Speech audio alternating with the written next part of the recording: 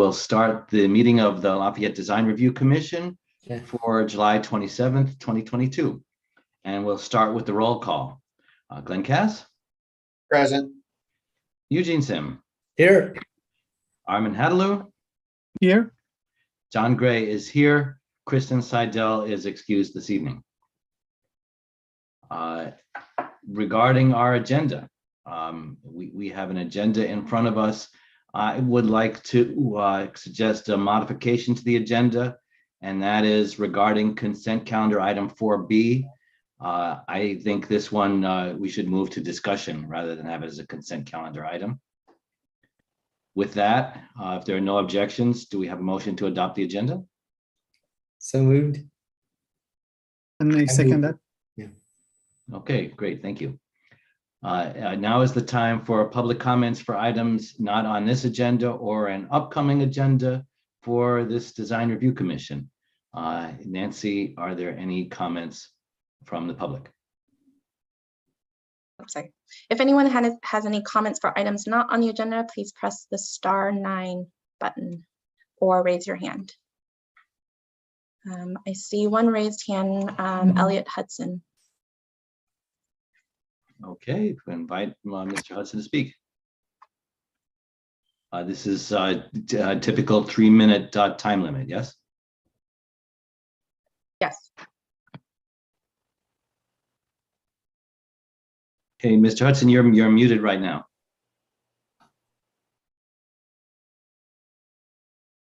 There we are. Good evening, Chair Gray and members of the City Council. I'm Elliot Hudson.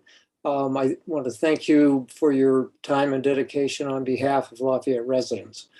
I bought my first house in Lafayette in 1982 and continue to be a proud resident.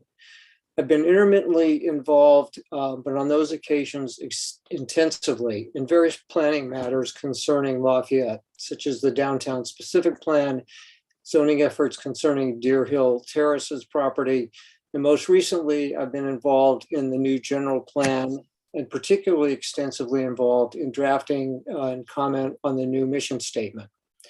In those efforts, I have been working with an extraordinarily dedicated group of your Lafayette residents, including Colin Elliott, Rob Lavoie, Patricia Battersby, and a number of others.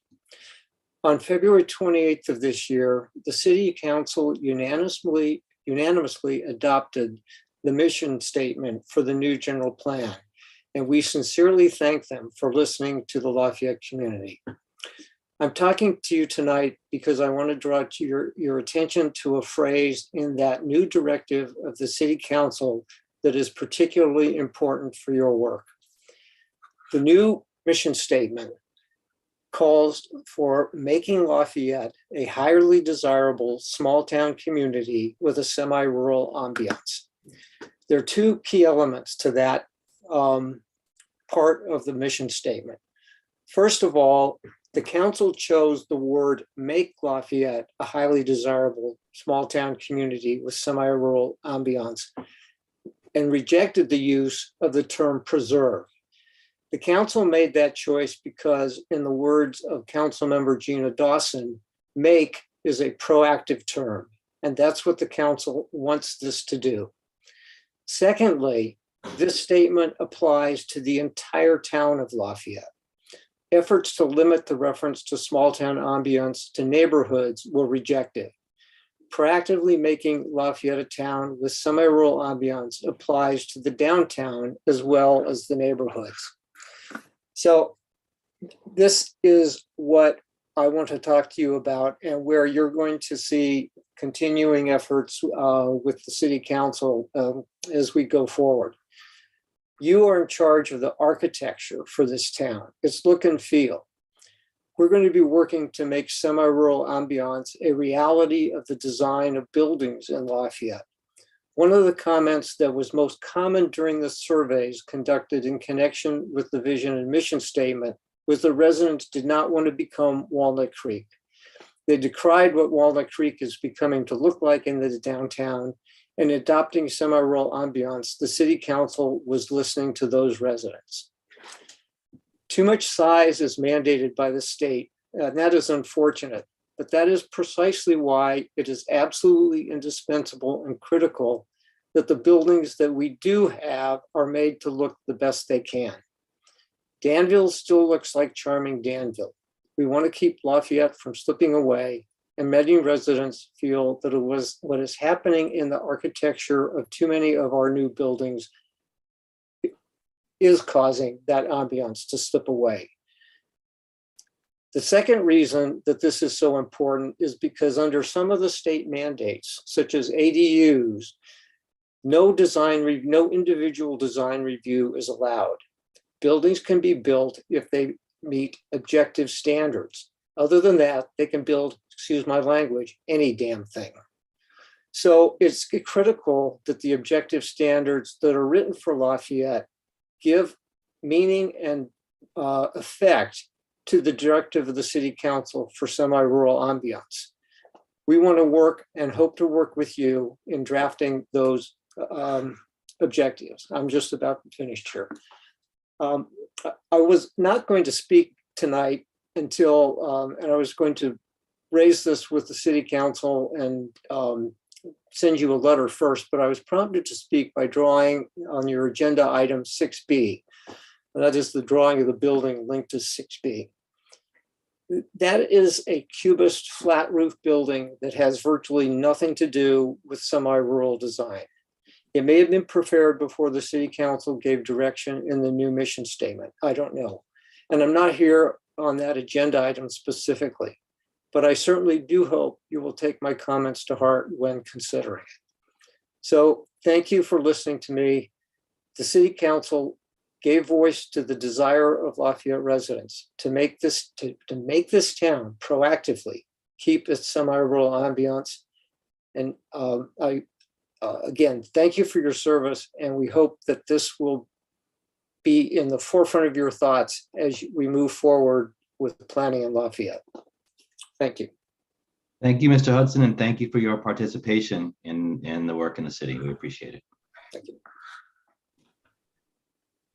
The one thing that perhaps we should respond to in Mr. Hudson's comments is regarding the development of the objective standards.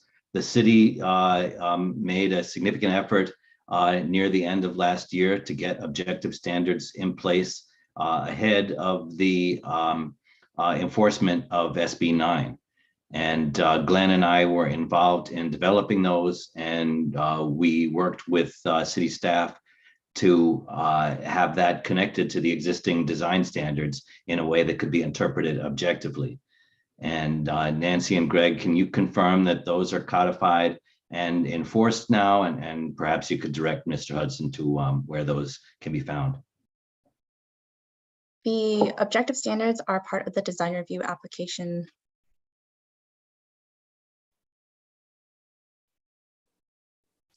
Yes, I'm aware of that. They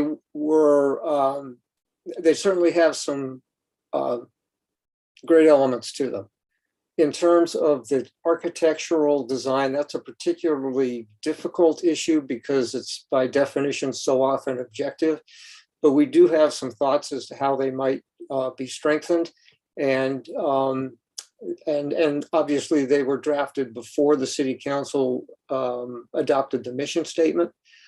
So we will have some comments that we hope to present for potential revisions. But yes, thank you very much. Okay, those comments could be submitted to planning staff, who can determine what's the appropriate forum for discussion. Sure. Okay, again, thank you much. Thank you. Okay, Nancy, are there any other public comments for items not on the agenda? If anyone has any comments for items not on the agenda, please use the raise hand function or press *9. I am seeing none. Okay, then with that, we can move on to the consent calendar. With the change in the agenda, the only item on the consent calendar is the approval of the meeting minutes from May 22nd. And I was not present at that meeting, so I will leave it to the rest of you who are.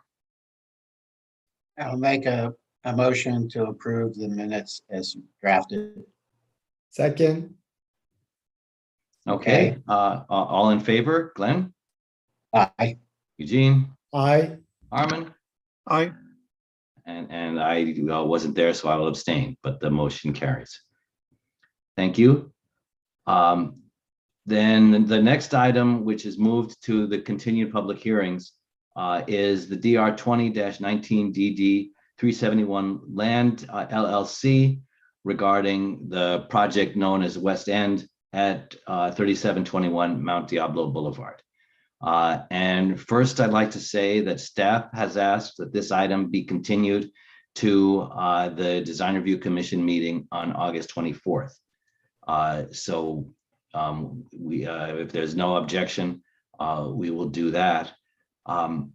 Regarding discussion items, I had a question for my fellow commissioners who provided comments last time at the May 25th meeting. I did review the video of that meeting, although I wasn't present. And my question to Eugene and to Armin is, do you feel the applicant was responsive to your comments, and that on that basis, you do not require further action or have further input for them? So. One of my main comments was about the exterior details and the windows. And I looked at the plans which were uploaded on the city website. I didn't see any progress on that or any updates. Armin, if I may speak for just a moment on that. At first, I didn't either, but then I found that in the staff report, not in the drawing set that was posted with it, there were a lot of details, and most of them were manufacturers' kind of standard details. There were some details that were site-specific or project-specific, but it was basic Anderson, vinyl clad with the glass pretty nearly in the plane of the exterior wall. Right. And if you didn't have a chance to see that, maybe Nancy, you could share that. Did you see those, Armin?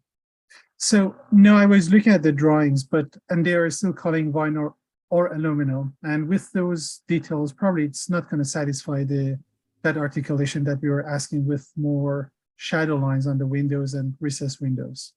Typically vinyl windows, if they're nail thin, they would be pretty flush with the exterior. So with that said, I think we need to just get a little bit more articulation, especially on the exterior and the windows. So Armin, is it fair to say you would like to see the glass more recessed so that it's not in the plane or nearly in the plane of the exterior finish wall? Sure. Yes, if they could, show those details. Yeah. And I see you, Eugene, nodding. Yeah, I'm nodding my head. I'm totally agreeing with Armin on this matter. Yes. Yes. More articulation means more shadow and relief, as much as they can provide, so it's not flat.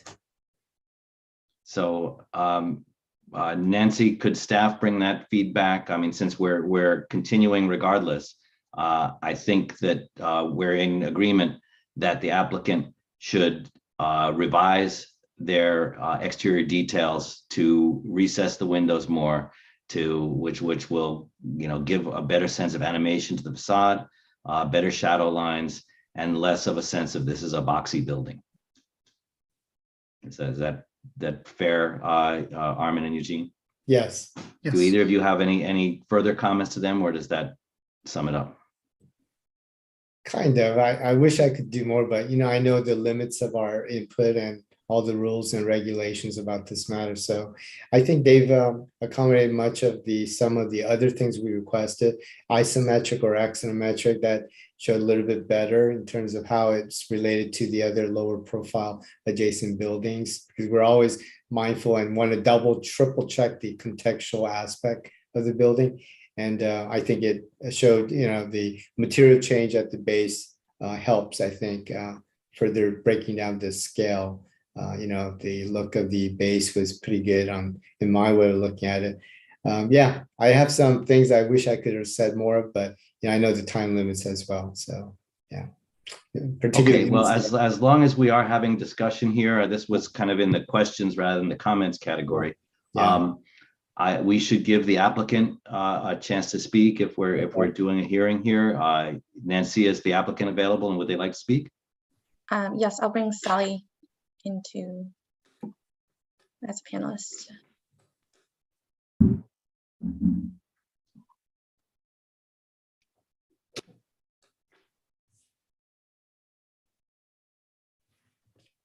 Oh, and I see Glenn has left this part of the meeting. He's recused himself from this item. Right. All right. Okay, well, I don't know where my video is. Here's my video. Here we are. All right, hello, thank you. So I listened to your comments and suggestions. I just wanted to say that we have addressed this window item on several meetings, and we went back and forth with Nancy providing the detail that she had requested, and she had appeared satisfied with that request for the detail on the inset of the windows. And so, and we did several iterations with her. So I'm a little bit confused. And maybe we just need to go back and look at the details of what was submitted because there is a recess. And there is, these are windows that have been used on other projects in the community. And so I guess I'm just asking for perhaps everyone to go back and take another look at that, because we did spend quite a bit of time with staff trying to make that work. Secondly, I hear that our project has been moved for another 2 weeks, which I would like to understand on the record here why that is being done, because we have submitted everything that we needed. And again, staff from the documents had prepared a resolution and a recommendation to move forward, at least maybe up until today. And so at least I would like to go on the record of why we cannot move forward tonight, which would be preferred for us. This was at staff's request, at the request of our planning director. And I have to tell you, the request was for a 4-week, not a 2-week continuance. And it's regarding an administrative matter between yourselves and the city. And if Greg would like to respond further, I would leave that to him.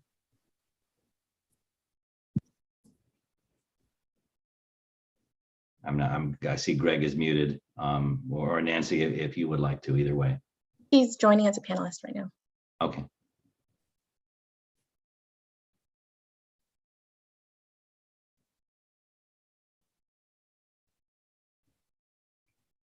Record that it's hurting us.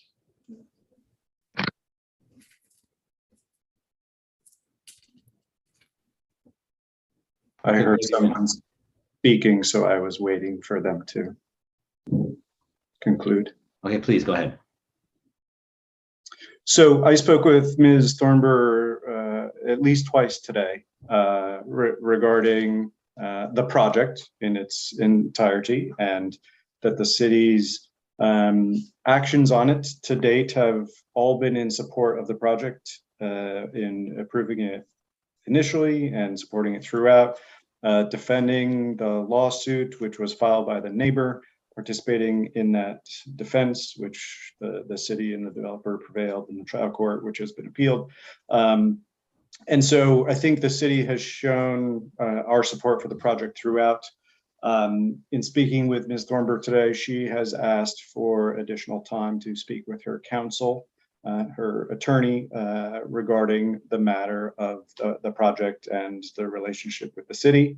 And so we wanted to afford her that opportunity to do that and then bring the matter back for action on the 24th. We have a meeting scheduled with Ms. Thornburg and her attorney on the 16th of August. And so affording them the opportunity to have that time. They've said to date they've not had time to meet, and so we want to honor that request and give them the time, and then bring the matter back for action at the DRC.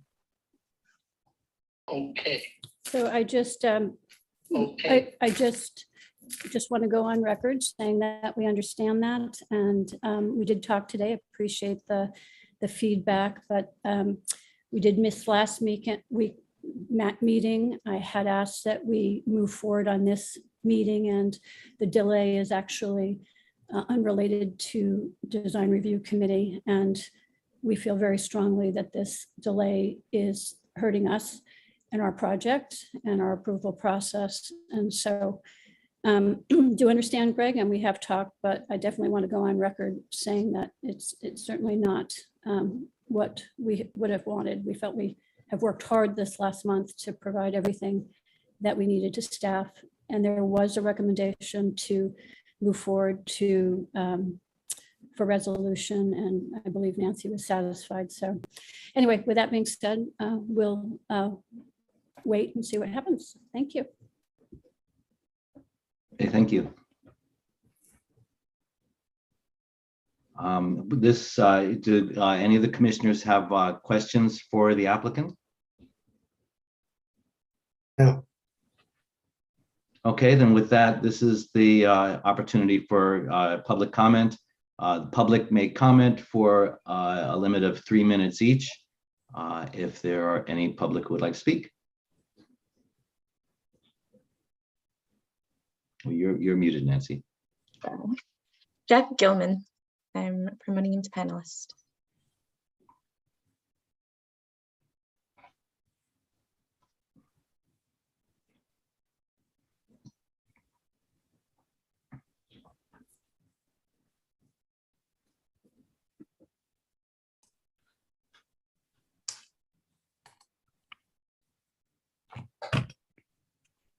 Sorry for the red appearance.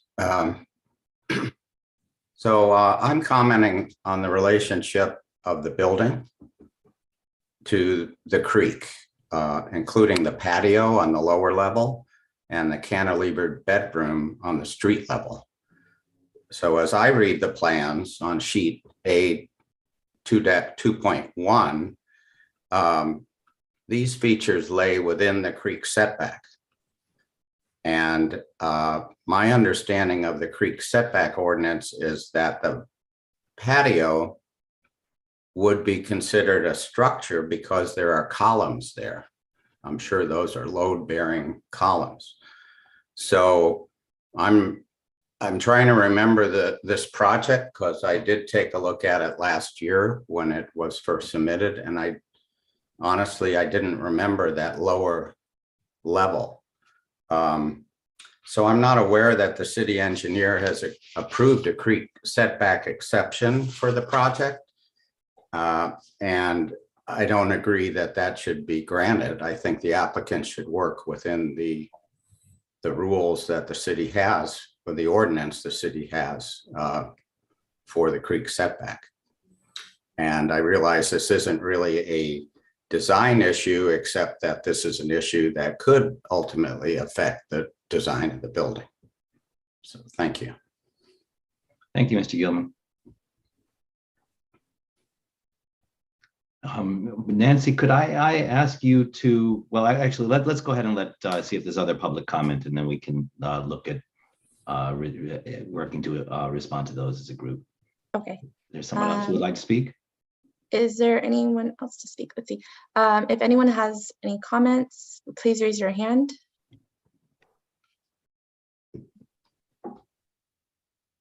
I see no raised hand. Oh, there it is. There is Nahid Nasiri. Bringing her in.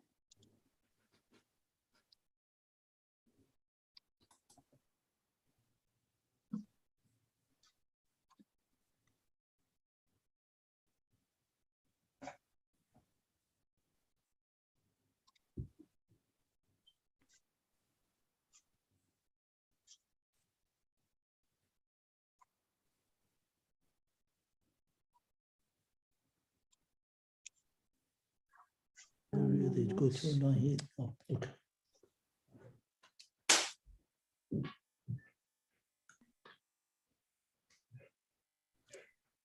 Hello, I would like to thank you for your time, and I am wondering whether you have had the opportunity to read my comments that I had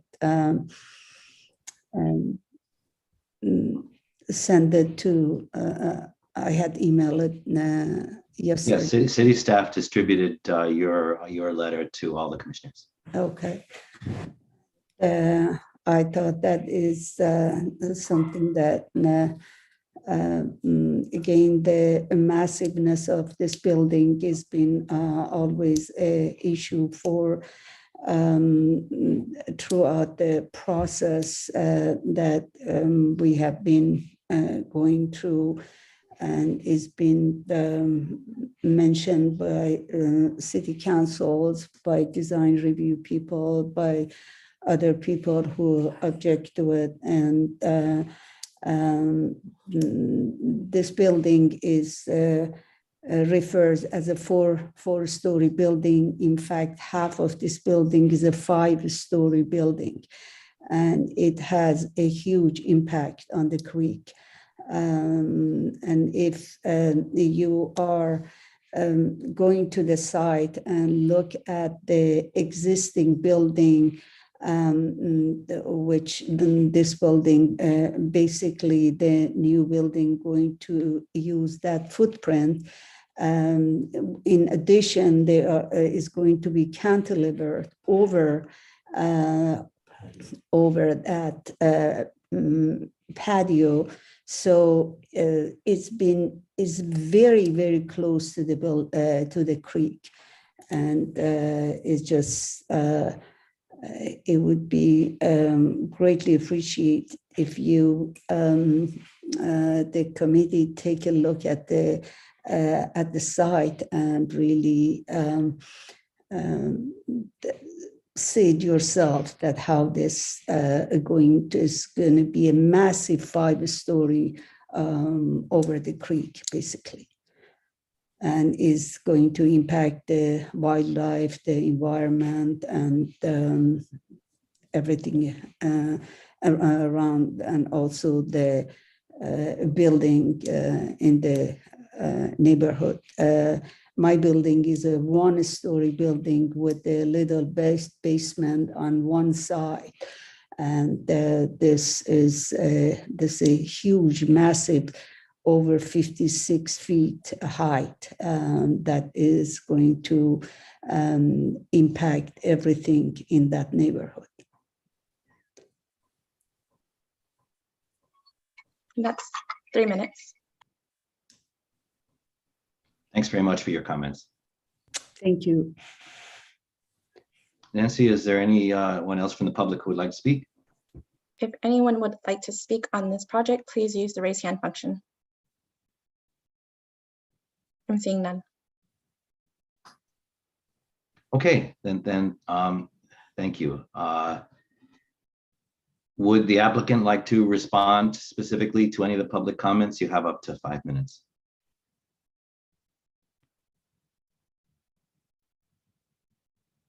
I'm going to make one comment. Just in response to Naheed Nassiri's comment, we are currently in litigation with her, and I feel this was presented today to bolster her case, and we will be in court next Thursday. And so I am not going to respond to it, but to say that this is being addressed in court, and I feel it's inappropriate to be discussed in this forum at the DRC meeting. I'm going to let staff respond to the other comment unless we're needed, because the creek setback issues have been worked out and resolved, and we've moved forward from that. So, but perhaps Nancy and Greg could explain that a little bit more detail. Okay, thank you. And I did have that question for staff, Nancy. I just was looking at the drawing that was referenced, and it looks like the creek setback is almost avoided by the building, but nipped a little bit. Could you, for the benefit of the group, pull up drawing 8.2.1? Or I've got it on my screen if you'd rather I do it. Okay.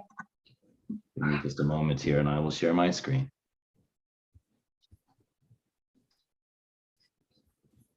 Can you see my screen? Sally? Does everybody see drawing 8.2.1? Mm-hmm. Yes. Okay, great. So the My Zoom button is not working as expected. The Zoom button is not working at all. I should have let the professional, oh, here we are. So this is the lower level of the building. I don't know exactly what these blue spots mean, but the columns in question are these squares. Is that correct? And so the columns are clearly in the creek setback, and the creek setback looks like this little tiny corner of the building encroaches, and the rest of it, the line, the building pretty well follows it with the exception of the structure. So Nancy, my question for staff is has this satisfied requirements of the city to be outside the creek setback?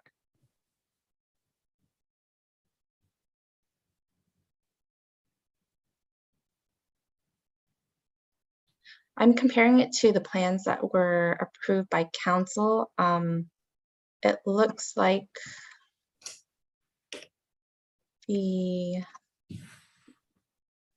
building at the lowest floor was partially within the creek setback. This would need to be reviewed by the engineer. It wasn't referred to the engineer. So if this stays as it is, any condition of approval by the design review commission would be that the city engineer is to review this for compliance with creek setback requirements. That's correct. Okay. Let's see, I'm going to stop sharing my screen here.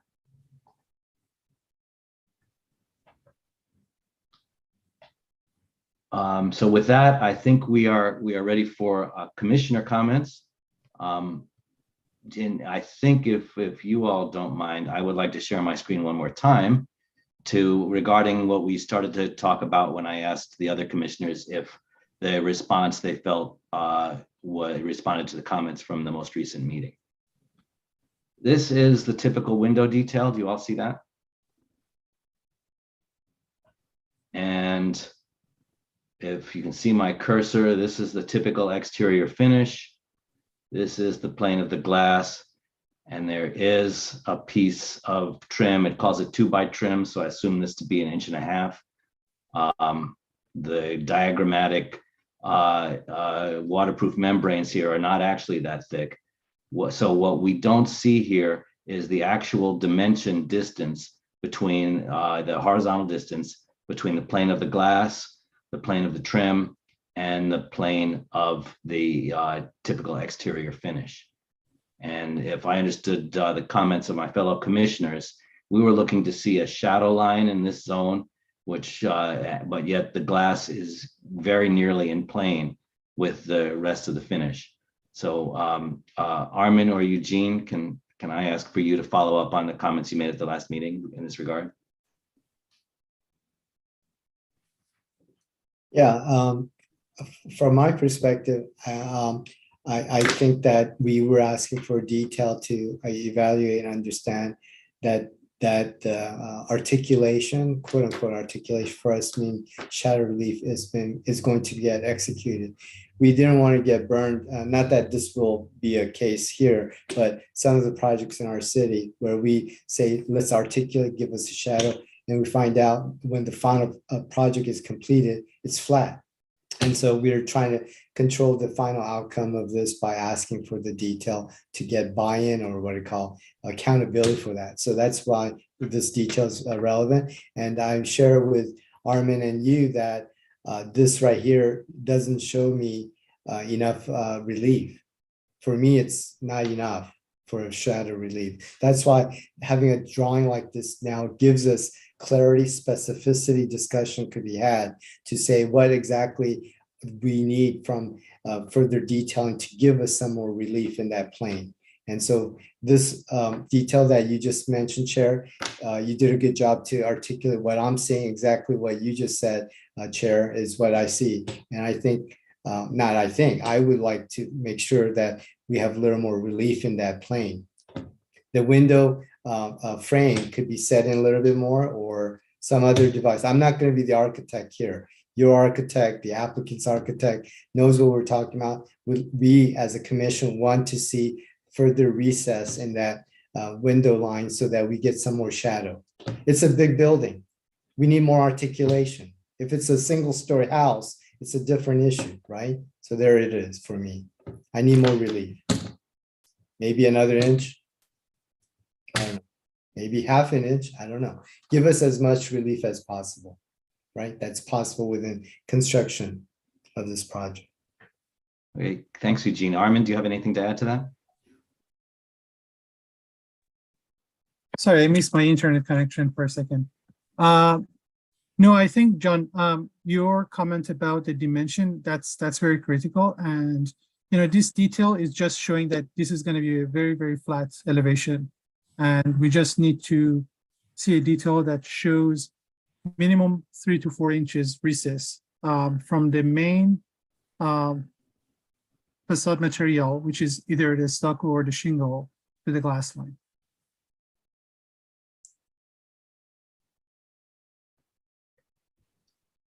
Thanks, Armin. Eugene or Armin, do either of you have further comments beyond this particular detail?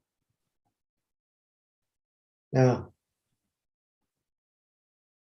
Okay, thanks very much. And so, Ms. Thornber, in my summary, I would say we appreciate that you did supply the detailed information we asked for so that we could see it and understand it. But I understand that this gave us something to look at and react to at a level of detail that was not shown previously. So I think that the three of us are in agreement that we would like to see a facade with more depth, because it is a large building. It needs variation. It needs a play of daylight that changes through the course of the day. And there is limited opportunity to do that. And this is one place where it could be done. Okay, understood. Chair. Yes, Greg, go ahead. Could I just ask a question of the commissioners? I've heard discussion around more depth, and to the degree that we can help the applicant understand what would be satisfactory. Is there any reason that the plane of glass couldn't be centered in the thickness of the wall? Essentially, if we're expecting 2x6 exterior framing, that it would be essentially centered, and thus, half of the relief would be interior to the building, half of the relief would be exterior to the building. Certainly, it'd have to be properly flashed and waterproof. But is there any? I'm not familiar with any reason why that couldn't happen. So if there is, I would appreciate being so informed. I mean, from a technical standpoint, the sill and jam waterproofing is a little bit more involved, but there's nothing unfeasible about it. Okay, and I guess that what I don't want to do is have the applicant come back with a minimal move and then hear kind of the same comments for a third time and delay them in that fashion. And so if centering it in that framing kind of hits the mark, then I think they can revise the detail and bring it back. Yeah. That does. Technically, it comes down to the type of the framing. Usually the vinyl windows, they are nail fin. They have nail on, and then they would be they would be flush with the face of the exterior because of how it's going to get attached. If they go with aluminum windows, they have more recess, so they could play with the thickness of the frame, so the glass could get recess into the frame. But it's coming down to the type of the frame, which is vinyl, and there are limitations about how much they could resist the glass. Well, if I may, the nail flange is the typical detail for installing vinyl windows, and it's very economical. But it is, in my view, more suited to small scale residential construction than a multifamily project to this scale.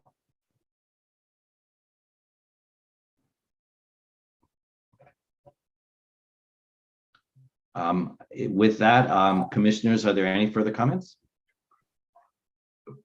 No. If none, we will look forward to continuing the conversation on August 24th. And Chair, the other item we heard was you would like to hear from the city engineer with respect to the permissibility of the design as currently shown with respect to the creek setback. Mhm. Yes, that's right.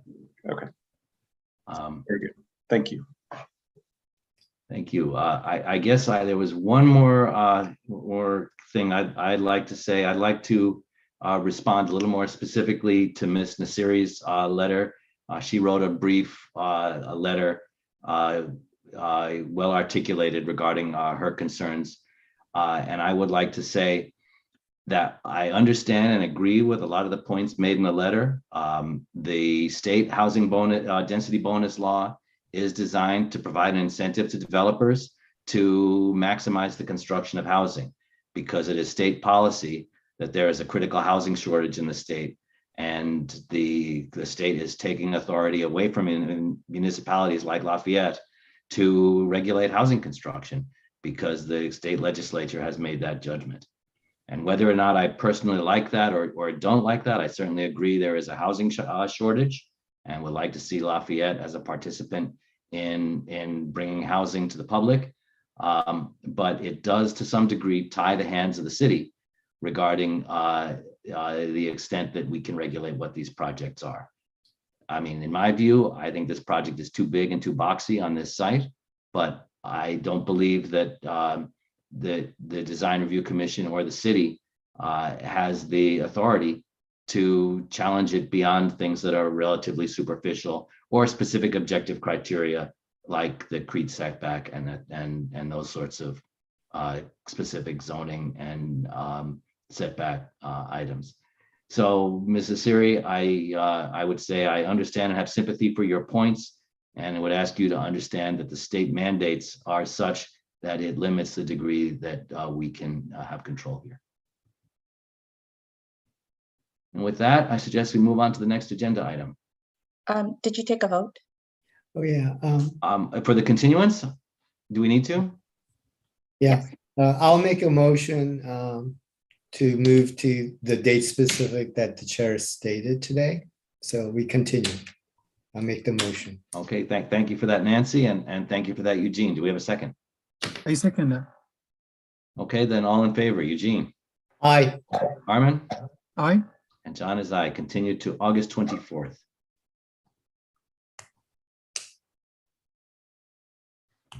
Okay, moving back to the agenda, and Glenn, welcome back. We have no new public hearings. The only other business item is an ARC volunteer for this Friday, July 29th. I'm available. Thank you so much. Unless anybody wants to challenge Glenn on that, I think we appreciate your volunteering. Yeah, thank you, Glenn. Are there any commissioner reports this evening? Staff liaison report. There is none. Nothing further. Then we are done. We may adjourn for this evening, and thank you all very much.